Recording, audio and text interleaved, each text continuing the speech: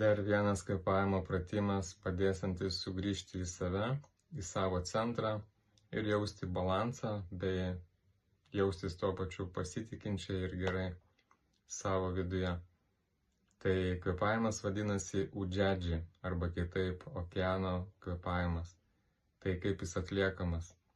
Galima paimti ranką prieš save ranką, atidaryti burną ir tiesiog kvėpuoti į ranką.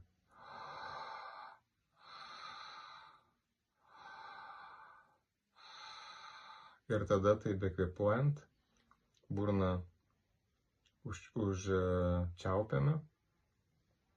Ir tas pats kvėpavimas vyksta tik tais pro nosį, tarytume iš čia iš gerklės eina garsas.